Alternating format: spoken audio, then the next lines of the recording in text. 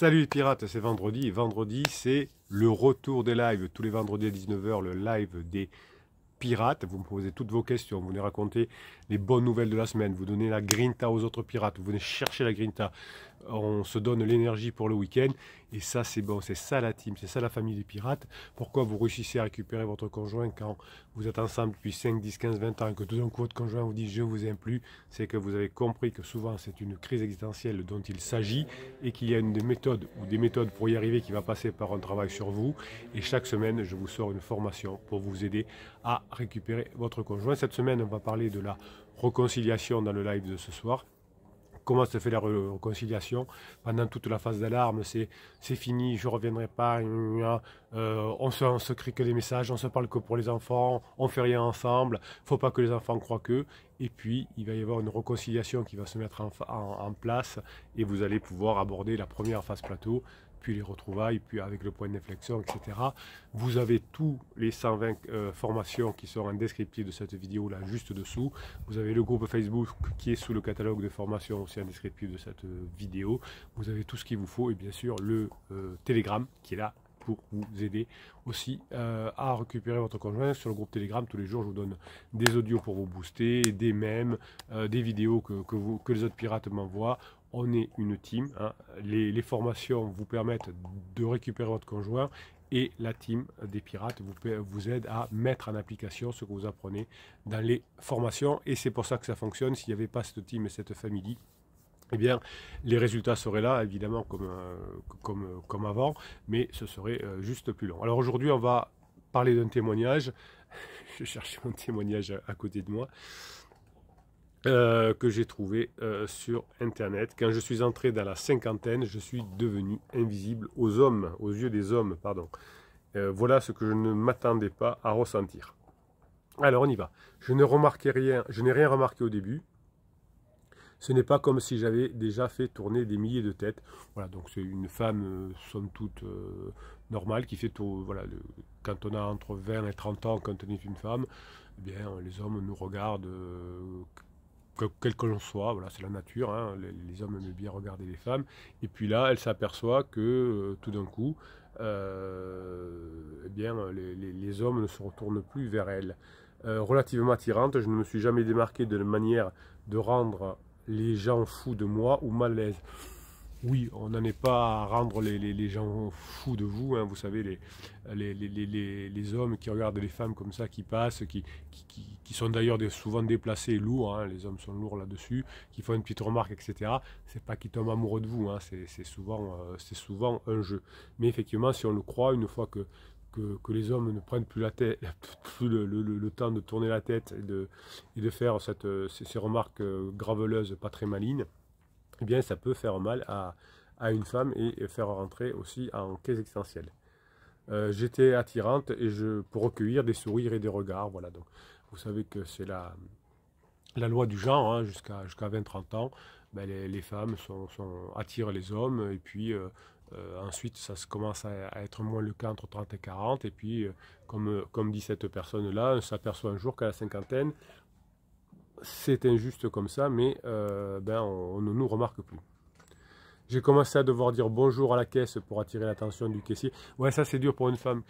Quand toute sa vie, sans rien faire, on a eu des hommes qui étaient... et que tout d'un coup, il faut dire bonjour à la caisse, c'est vrai que ça doit faire, ça doit faire du mal. Lorsque je commandais un café, je ne pouvais voir leurs yeux passer devant moi, se posant sur des personnes plus jeunes, plus audacieuses et plus intéressantes. Oui, là aussi, hein, quand on a tous les jours des regards qui se posent sur soi, quand on a entre 20 et 30 ans, ou un peu moins, et 30 ans, ça lasse, on ne pourrait pas me laisser tranquille, et puis un jour, ça finit par manquer. C'est ça qui fait que l'on s'aperçoit aussi que l'on n'est pas bien, qu'on veut séduire et qu'on va séduire le premier pansement venu, le collègue de bureau, ou que l'on va chercher la personne de l'enfance pour revenir dans quelque chose de séduisant. Ou le prof de gym, ou des choses comme ça. Je suis devenu invisible, me suis-je dit. Avant j'étais visible, l'attention que je recevais des hommes allait des sourires reconnaissants au flirt, en passant par les conversations qui finissaient souvent mal, lorsque je ne réagissais pas comme il souhaitait. Oui, alors ça c'est le côté lourd des hommes, effectivement, mais c'est un peu le jeu du flirt, voilà.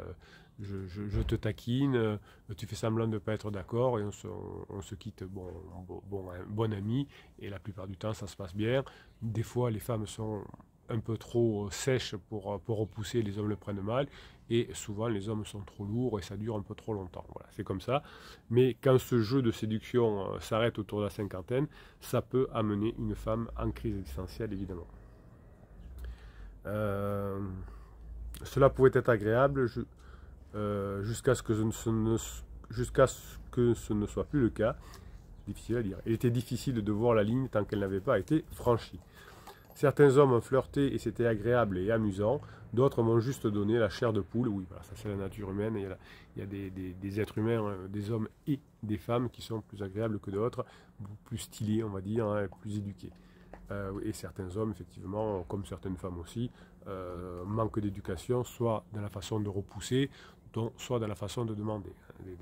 Ce n'est pas une question liée au sexe, c'est une question liée au savoir-faire, à l'apprentissage et au savoir-vivre. Ce qui rendait des rencontres délicates, la vigilance constante est épuisante. Oui, quand on est jeune, effectivement, il faut toujours être en vigilance, et ensuite on regrette plus tard qu'on ne soit plus abordé. J'avais une cliente qui me disait, je crois que je vous avais déjà raconté cette anecdote, qu'elle était rentrée en crise quand un jour, plusieurs jours de suite, elle était passée devant un chantier où elle passait régulièrement et où les ouvriers la sifflaient. Alors c'est un jeu évidemment, hein, pour les ouvriers, c'est pas la plus belle femme du monde, je vais t'épouser. Et puis plusieurs jours de suite, ben, les ouvriers ne l'ont plus sifflé.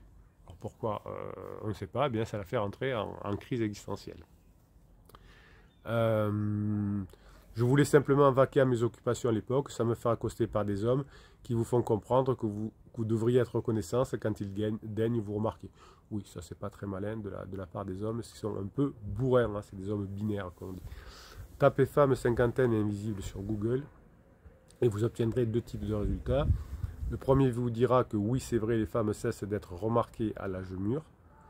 Le deuxième vous donnera toutes sortes de conseils pour que les hommes continuent à vous remarquer. Oui, donc quand on était remarqué et abordé, eh bien, on voulait que ça cesse. Et quand ça cesse, on veut que ça continue. Bon, ça c'est l'être humain. Quand on a quelque chose, ben, on veut toujours plus. Et quand on a quelque chose, ça ne nous intéresse plus. Alors, on l'a eu, ça y est, on veut passer à autre chose de mieux. J'ai grandi avec le sexisme occasionnel. Oui, alors le sexisme est peut-être moins important aujourd'hui qu'au XVIIIe siècle, au XVIe siècle, etc. Mais il reste encore important. On l'a vu avec des histoires récentes de l'actualité. De toute façon, même s'il n'y en a qu'un, ce sera toujours trop. J'ai appris très tôt qu'on s'attendait à ce que je souris, tergiverse et ris avec des blagues misogynes. Moi, je ne sais pas pourquoi vous pensez ça, non. Enfin, j'ai jamais fait de blagues misogynes, mais si j'en faisais, je ne m'attendrais pas à ce que je ris de mes blagues. Il me semble. J'étais prête pour l'amour, prête pour la relation intime, et je voulais que les garçons me remarquent.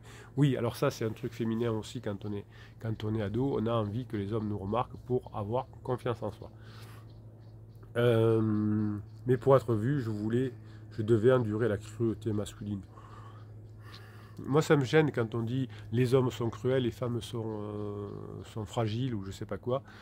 Moi, je pense que c'est plus subtil que ça, hein. Les femmes sont plus subtiles que ça et les hommes sont plus subtils que ça aussi, enfin j'espère. Mais en tout cas, c'est pas les uns sont méchants, les autres sont gentils. C'est un peu trop simpliste comme raisonnement. Si c'était comme ça, je pense que le monde aurait périclité déjà. Alors, des blagues sur mes règles, oui, ça c'est nul, effectivement. Des commentaires sur mon corps, pourquoi pas, hein, les femmes aiment bien. La ligne de démarcation entre prude et dévergondé, ça c'est plutôt malin, hein, juste être subtil entre les deux, de l'imagerie, ça c'est plutôt bon. Honnêtement, je ne souhaiterais l'adolescence féminine à personne. Ouais, mais à 50 ans, on va le chercher, à 40 ans, on va le chercher. Et vous savez que si votre femme est en crise existentielle, ou si vous avez traversé une crise existentielle, mesdames, vous saviez à quel point vous aviez besoin de vous sentir encore jeune. Et c'est pour ça qu'on revient à la crise existentielle un peu en arrière hein, dans sa vie pour continuer à être séduite. C'est l'être humain comme ça, quand on a un truc on veut l'inverse et quand on l'a plus on le veut à nouveau. C'est pour ça d'ailleurs que vous allez récupérer votre conjoint, hein, puisque votre conjoint vous a dit qu'il ne vous voulait plus, donc vous le voulez absolument. Vous faites trop d'erreurs, vous êtes un bébé pirate, vous commettez des erreurs et vous vous éloignez. Puis un jour, vous avez la chance de tomber sur cette team, cette famille. Vous faites les formations, vous apprenez comment fonctionne la crise existentielle, vous faites ce qu'il faut et votre conjoint est à nouveau réattiré par vous. C'est des rebonds, c'est des cycles. Hein. Mais effectivement, le rebond et le cycle de revenir vers vous passera par ce travail d'apprentissage pour savoir comment fonctionne cette façon de faire qui marche très bien, mais qu'il faut apprendre. On ne peut pas l'apprendre comme ça.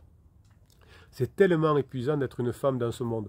Bon, je vous le fais à l'envers, c'est tellement épuisant d'être un homme dans ce monde. C'est un peu débile, hein, de façon. Une femme, oui, être humain, c'est pas épuisant, mais ça demande être adulte, ça demande de prendre du plaisir à la vie, mais aussi d'avoir des contraintes de la vie, de ménage, d'élever ses enfants, de sécurisation, mais il ne faut pas oublier aussi d'aventure, évidemment. Puisque si votre couple aujourd'hui est en difficulté, c'est que vous avez sûrement oublié l'aventure à un moment donné, vous avez travaillé sur la sécurisation et pas sur l'aventure. Donc c'est tellement épuisant d'être une femme dans ce monde, donc on voit la femme en crise quand même. Oh, c'est tellement épuisant d'être une femme dans ce monde. Oh, c'est tellement dur d'être un homme dans ce monde, on doit tout faire. Ouais, vous voyez, certains êtres humains, on peut en tomber quand même. Vous les pirates qui avez avancé, qui avez fait plusieurs formations, maintenant que vous avez avancé, vous voyez les bêtises que l'on peut dire quand on est bébé pirate. Alors là, c'est pas un bébé pirate, mais vous voyez ce genre de choses-là. Et ça peut quand même faire peur, ça demande quand même de la vigilance.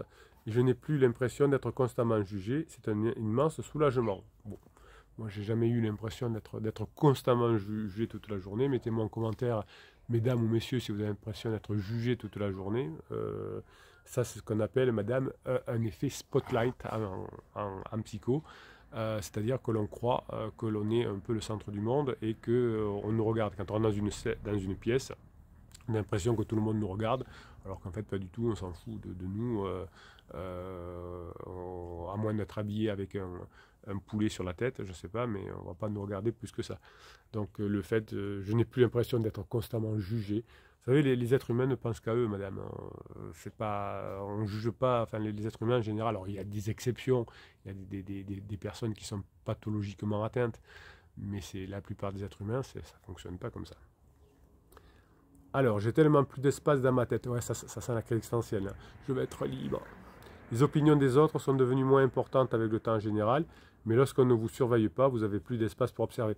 Voyez pourquoi les personnes en crise disent « Je veux être libre, je veux être libre, je veux faire ce que je veux veux pas être observé ». Et ce que j'ai vu, c'est un nombre impressionnant de personnes dont les opinions n'ont aucune importance. Ouais, ça sent la crise existentielle. Voilà ce que j'ai appris depuis que je suis rentré dans la cinquantaine. Les gens qui vous aiment pensent que vous êtes belle, ils se soucient de vos sentiments, ils sont intéressés par ce que vous avez à dire. Ceux qui m'ignorent ne comptent pas pour moi. Voilà. Soit je compte pour toi, soit tu n'existes pas. Personne en crise. Leur avis ne compte pas. Je décide si je suis importante, intéressante ou précise et pas eux. Vous voyez comme on revient à la cinquantaine, là, dans une crise comme ça. Alors, c'est la crise de milieu de vie, comme on dit. Hein. Dit la cinquantaine, on appelle ça crise de la quarantaine aussi. Là, c'est assez marqué, une crise de milieu de vie, hein, la crise ultérieure qu'on appelle. C'est moi qui décide si je suis importante, intéressante ou précieuse par eux. C'est-à-dire que le monde doit à nouveau tourner autour de moi. Comme pendant la crise de la trentaine, comme pendant la crise d'adolescence, le monde tourne autour de moi. J'embrasse donc la cinquantaine avec ses douleurs, avec ses surprises. Alors vous savez que entre la courbe en U, hein, c'est entre 40 et 50 ans qu'on est le plus... le plus truste et avec le plus de douleur. À partir de 50 ans, ça commence à s'améliorer. Est-ce que j'aimerais ressembler à celle que j'étais à 30 ans? Bien sûr. Oui, évidemment, puisqu'on est en crise, on aimerait bien revenir en arrière. Mais ça ne me tourmente pas plus que ça, c'est au miroir que je veux plaire, pas au monde extérieur. Au miroir, plaire à un miroir. Bon. Être bien dans sa peau, être sereine, ça ce serait quelque chose d'intéressant. Vouloir plaire au miroir. Bien sûr, je suis déçu de sentir que je ne suis plus intéressante, mais dans l'ensemble, c'est un grand soulagement de pouvoir marcher dans la rue avec insouciance. On peut tout le temps marcher dans la rue avec insouciance. À moins d'être en mini-jupe, talons hauts, à 3 heures du matin, autour de mecs bourrés.